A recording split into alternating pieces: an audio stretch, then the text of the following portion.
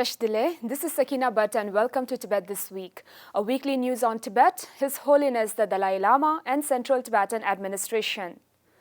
Let's look at the headlines.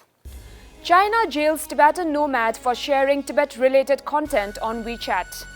Countries concerned over China's human rights violations against Tibetans at United Nations Human Rights Council. Tufts University to close its Confucius Institute.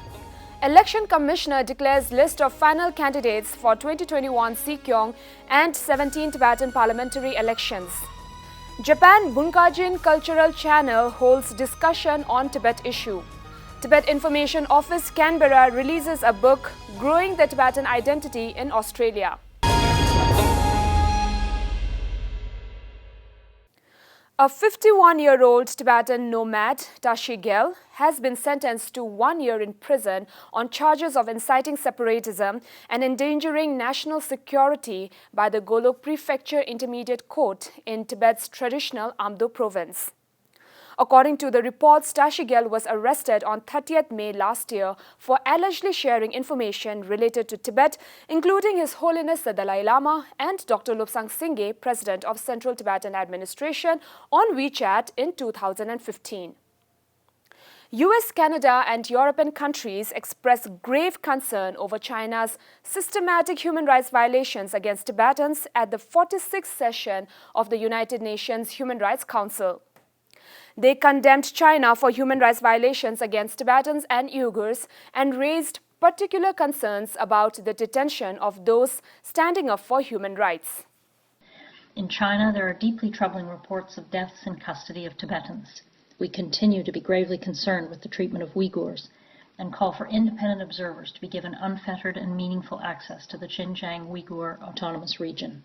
We call for meaningful access for independent observers, including the High Commissioner, and to respect the rights of minorities, including in Xinjiang and Tibet.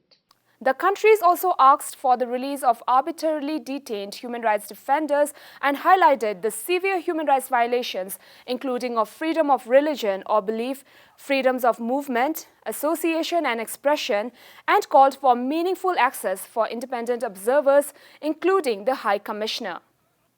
On International Day for the Elimination of Racial Discrimination, Tibet Bureau Geneva appealed to the UN, including the UN Human Rights Council, to address the systematic racism against Tibetans by the government of People's Republic of China.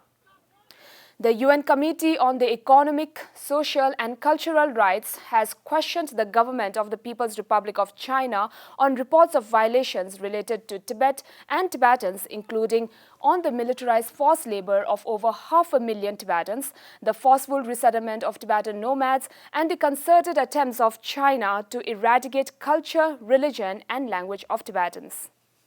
Last Wednesday, Tufts University announced that it will close its Confucius Institute, a controversial language and cultural education center funded by the Chinese government. According to a press release by the Students for a Free Tibet, the campaign to close the Confucius Institute spanned over 2 years, and the organizers spent 13 consecutive weeks protesting up until its closure. The center, one of more than 50 across the United States, has been a source of debate for years over concerns that the institutes promote censorship abroad and undermine human rights. The Election Commission of the Central Tibetan Administration declared the list of the final candidates for the 2021 general election of Sikyong of the 16th Kasha and members of the 17th Tibetan Parliament in exile. The Election Commission also notified that the official window for the election campaign will span 19 days and close effectively by 8th April 2021, 5 p.m. The 2021 general election for Sikyong and members of the 17th Tibetan Parliament is the third direct election of the Tibetan leadership since the complete devolution of political authority by His Holiness the Dalai Lama in 2011. The final polling will take place on 11th April 2021 from 8 a.m. to 5 p.m. Japan Bunkajin Cultural Channel's panel discussed on Tibet issue, where the Japanese panelists expressed their support for the Tibetan struggle for freedom and justice.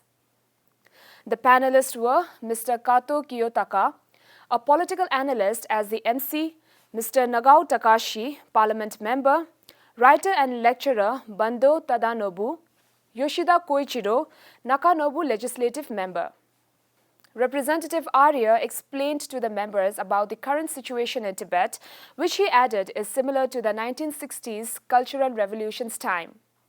He spoke on the militarization of the Tibetan plateau and talked about the gross violations of human rights, religious and cultural freedom in the region. The panel also talked about the self-immolation situation in Tibet and the issue of reincarnation of His Holiness the Dalai Lama.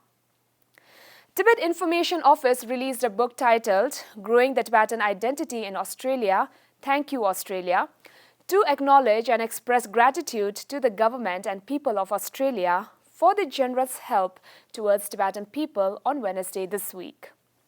The book aims to cover all the major events related to Tibet in Australia and New Zealand that has happened in the past 60 years, starting from His Holiness the Dalai Lama's visit to Australia and the formation of the Australian All-Party Parliamentary Group for Tibet to Panchen Rinpoche's historic visit to Australia in 1986. The book was published as part of Thank You Australia campaign launched by the Tibet Information Office under the direction of Central Tibetan Administration in 2018. It was edited by Dr. Anna Aloms and Jigme Pasang. So much for this week. See you next time and have a good weekend.